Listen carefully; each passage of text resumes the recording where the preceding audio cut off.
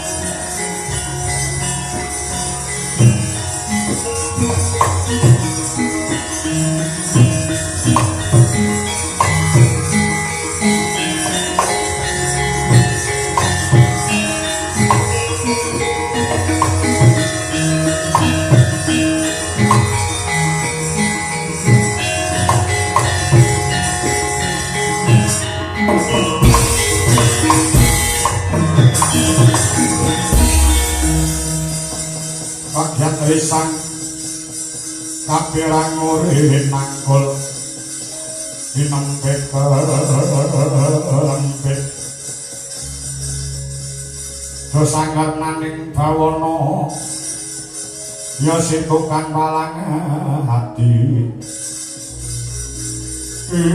penemban Guru Dahono apa Patih Arya Sengkuni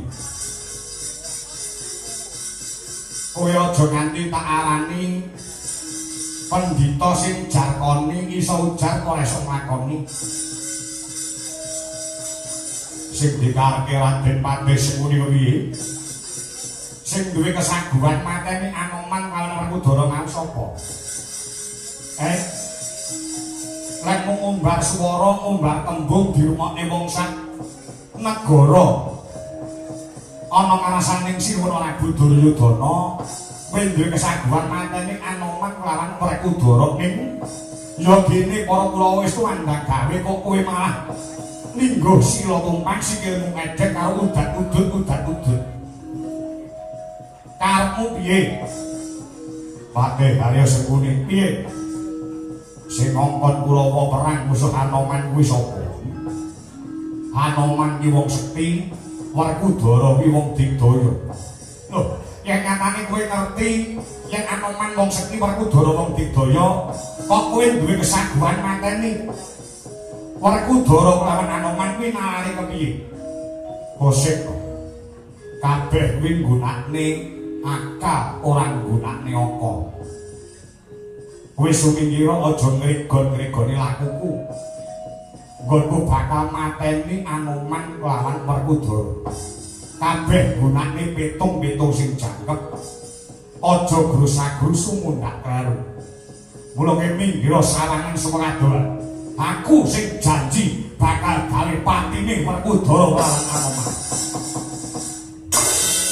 semenyo Sawatara kabeh iki kudu timinge pas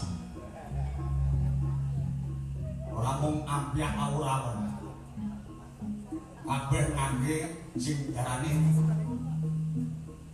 setra tegi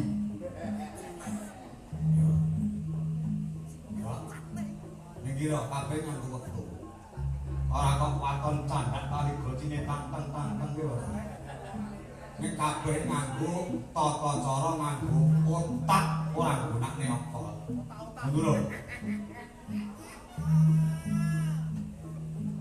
nganti rasa mateni Werkudara bakti tenono ora iso omong tok ora iso nglakuhi gawe titenono tasmu arep ae dene jajan tak lebone karo ambil barang tegele wong nek gunakne akal ora bakal iso menang karo akal rasa kaya ngomong goblok sing ditek-itek karo wong pinter tak golek wektu kang sarta wanci kang mirunggan ya langkung Mbak monggo cewek ngendi begengge ngendi ya ganggu wong arep nyambut gawe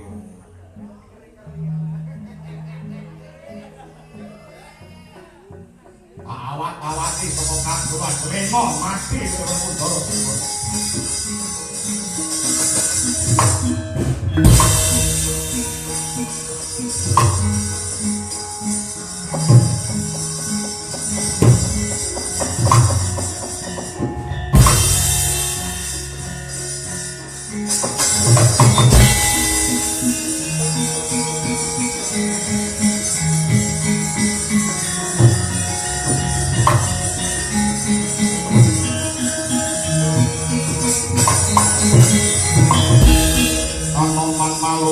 sampun Raden Witing Nagasari mulat mangandhap kabingan wanadya yukurake kaya ngono Kurawa angger menyang angger gelut kalah kok dadak kemlinting menus ora urung murang marit barisanmu menggelong barisanmu mundur tawur keterjang dening mantan Gembong Silegi. Yai Werkudara, Yai Werkudara, iki pun kakang wis kasil ngingkirke para Kurawa ora ana sing ganggu aku lawan jeneng sira. Sing golek takon paman ngarga kula.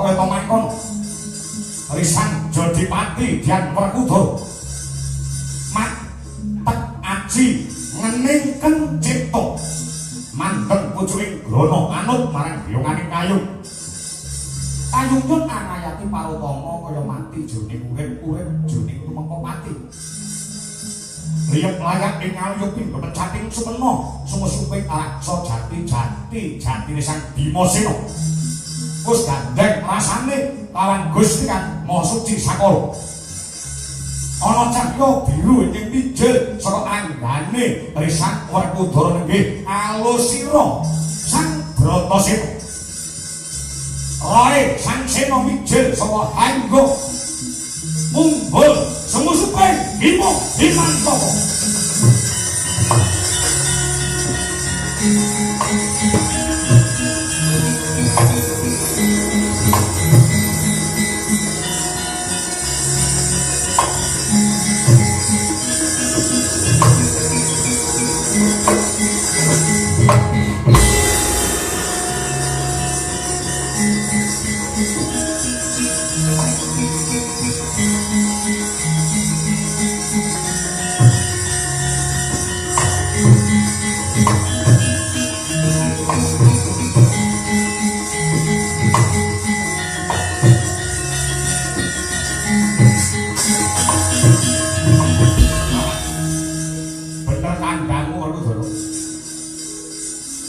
Apa sing tok andhake Yayi Bratasena yen to ana pawongan sing bakal ganggu gawe nggone pun Kakang Sosyadi ngupadi kaweningan ana ing marga Kelasa. Ning aja kuwatir Dimas.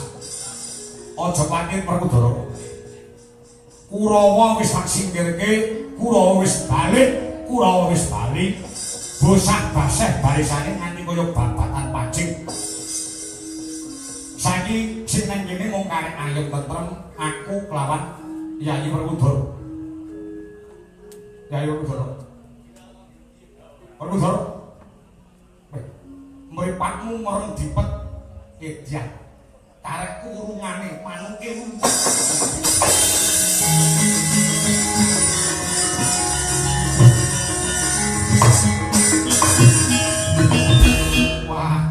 aku gelem musuh Kurawa jebul karep nglimpekne aku Werkudara. Kowe kok lunga dhewe tanpa ngejakku nek kebangetan. Ora. Jare dulur.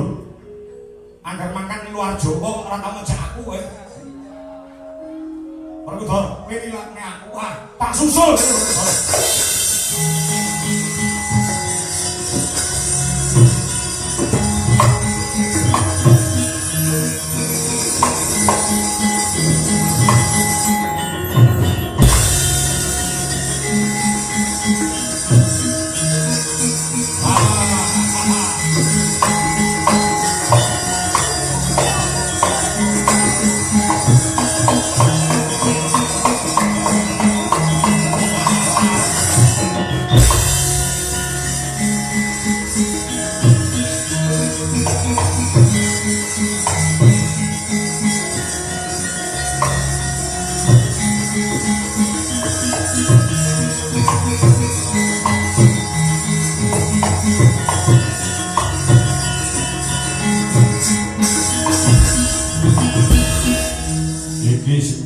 kandhane gunakne akal ora gunakne angka. Wong loro iki didaya, wong loro iki sekti. Saya kethek putih sing jenenge Anoman kuwi biyen mantan Gimbong Swiragiri, mantan senopatine Prabu Rama Wijaya Pancawati. Ora ana paribasane aja meneh kok ngungkuli madani kadidayane wae ora ngono. Mergo iki Sekti Mandraguna pramila Jaya Palagan. Paribasane nalika semono gateng sirahe buta-buta ngaleka sing diarani Dasamuka wae mati saka tangane Anoman. Dina samangku iki sing tak karepake gunake wektu sing becik, gunake akal ora gunake angka, mateni wong loro iki rasah umrembyak. Tangane jumangkah sikile ngetokke tenaga. Ngenteni limpene iki mung karek wadahe isine ora ana.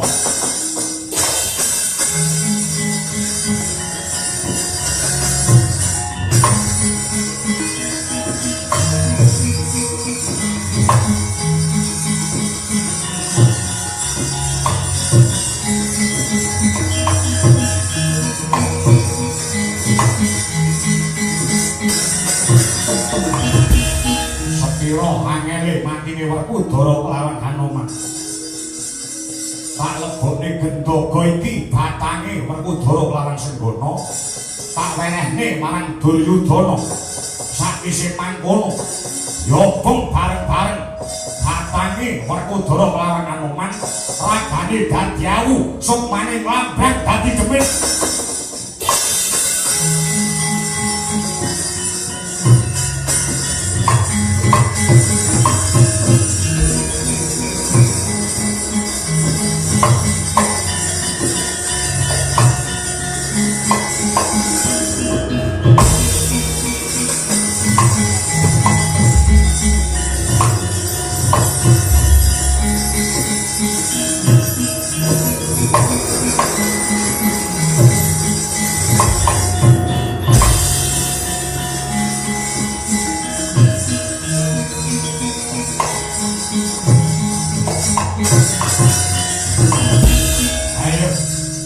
Iki Duryudana, aku ora mung ngobral, wujude janji ning kabeh bukti. Iki batange Werkudara kelawan Anoman, ragane Werkudara kelawan Senggana. Tak pasrahke kowe obongen ning alun-alun Mestina.